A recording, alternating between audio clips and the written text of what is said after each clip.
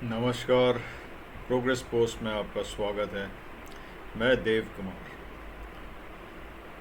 बंगाल विधानसभा चुनाव को लेके जो एग्ज़िट पोल हुआ है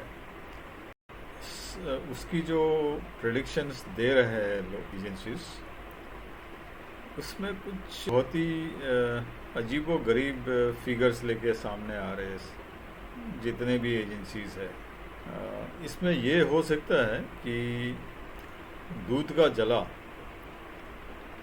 फूक फूक के पीता है। पिछली बार 2021 में जो इन्होंने जो प्रेडिक्शन किया था बिल्कुल ही उल्टा पड़ गया था, और इसका वजह यह है कि उस समय भी इन्होंने नासमझी में इन्होंने अपनी आकलन करके पेश कर दिया। इस बार भी इनकी जो आकलन है धरातल पे जो वास्तविकता जो है उससे बिल्कुल ही दूर है, आसपास भी नहीं है। देखिए, सीधा सीधा हिसाब हम देखते हैं।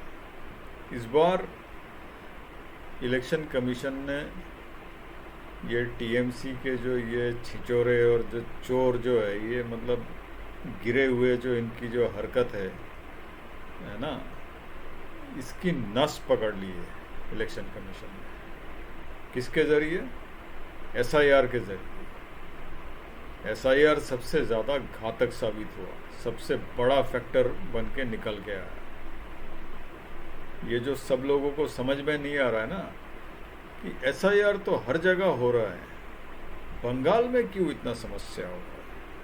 अरे भाई, समस्या इसलिए हो रहा है क्योंकि टीएमसी का जो वोट शेयर है, टोटल जो वोट मिलता है उसको, पिछली बार जो मिली थी 2021 में 2 करोड़ 80 लाख के आसपास, या 80 लाख से थोड़ा सा ऊपर, उसमें से आप 90 लाख निकाल दो जो एसआईआर में निकला है।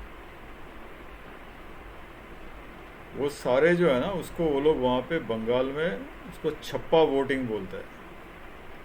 छप्पा वोटिंग मतलब जो गैर कानूनी वोटिंग होती है, रिगिंग जिसे बोलता है, और ये लोग बोलते हैं इसको साइंटिफिक रिगिंग। साइंटिफिक क्या है मुझे पता नहीं, जो भी है बहुत ही निचले स्तर की चोरी है ये, छिचोरेपन है, पर हाँ सीरियस मामला है, इसको हल्के में नहीं ले सकते। तो ये पूरी की पूरी जो एसआईआर में निकल गई है इनकी, मैं कम करके ले रहा हूँ, 90% वोट होती, मतलब ये यूटिलाइज की जाती थी। 90% जो एसआईआर में कटा है वोट, मतलब एसआईआर में जो 92 लाख के ऊपर जो वोट्स कटे हैं बंगाल में, उसके 90% जो है वो टीएमसी के बैलेट में, टीएमसी के नाम पे वो वोट पड़ जाता था। इस तरीके से वो लोग इस चीज़ को मैनेज करते थे। तब इसी इलेक्शन कमीशन कुछ नहीं कर पाते थे, 2024 तक भी कुछ नहीं कर पाए, है ना। इसका जो भतीजा जो है, भतीजा है बेटा है क्या पता नहीं, जो भी है, तो इसने जो वो 7-7.5 लाख वोट से जीता था, तो वो भी इसी तरीके से ही जीता था। अब वो वोट चला गया, कितना घट गया? 10% घट गया उनका वोट। कितना मिला था? 48% पिछली बार 2021 में, ये सब चोरी वोरी करके। तो 48% वोट मिला था पिछली बार, और इस बार उसमें से 10% पहले ही निकल गया। अच्छा, भाजपा को कितना पड़ा था पिछली बार? 38%। और वो भी इसके, मतलब वो भी इतनी सारी हिंसा होने के बाद, मतलब भाजपा का तो मैं तो कहूँगा कम से कम 10 से 12% वोटिंग हो ही नहीं पाया पिछली बार, हो ही नहीं पाया, लोग जा ही नहीं पाए वोट देने के लिए, वो इस बार डाले। तो पिछली बार की आंकड़ा लेके अगर बैठो तो उनके टीएमसी वालों की 48% से सीधा सीधा 10% घटा दो, आ गया वो 38% पे।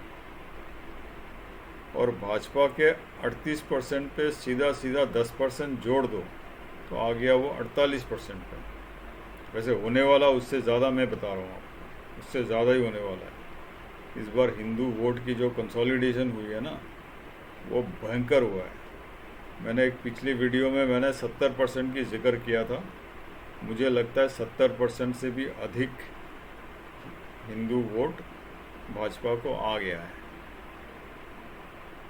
पूरा खेल पलट गया। तो ये जो लोग जो आंकड़े बता रहे हैं ना, टीएमसी 120, 110, 140 और ये सब जो बेकार की बकवास कर रहे लोग, सारे मतलब किसी कोई काम नहीं आने वाला। बाद में बोलेंगे कि बस हमारा अनुमान ये था, वो था, जो भी था, बेकार की बकवास करेंगे। तो मेन चीज़ है, मुसलमान वोट अगर ठीक ठाक आ गया इनको तो वही 60-70 के आंकड़े तक पहुंचेंगे, बाकी भाजपा लेके निकल जाएगा। 200 के ऊपर भाजपा को सीट मिलने वाली है, सीधा हिसाब है। तो 4 तारीख तक वेट कर लेते हैं दोस्तों, देख लेते हैं कितना दूध है कितना पानी। और अगर मेरा अनुमान सही नहीं आया तो कमेंट करके बता दीजिएगा, कोई प्रॉब्लम नहीं। मैं अपना जो भी मैं मान लूँगा इस बात को, गलती हो सकता है लेकिन होगा नहीं। ये जो मेरी जो एनालिसिस है, इसमें गलती होने की कोई चांस है ही नहीं। भाजपा 200 पार कर रहा है आसानी से। तो आज का पोस्ट यहीं पे विराम देता हूँ। अगर पोस्ट को यहाँ तक देखा आपने और अगर पोस्ट आपको सूचनात्मक लगी तो कृपया लाइक कर दीजिएगा, शेयर कर दीजिएगा। और अगर पहली बार देख रहे हैं तो सब्सक्राइब भी कर लीजिएगा, ताकि आने वाली पोस्ट्स का सूचना आपको पहले से मिल जाए। धन्यवाद।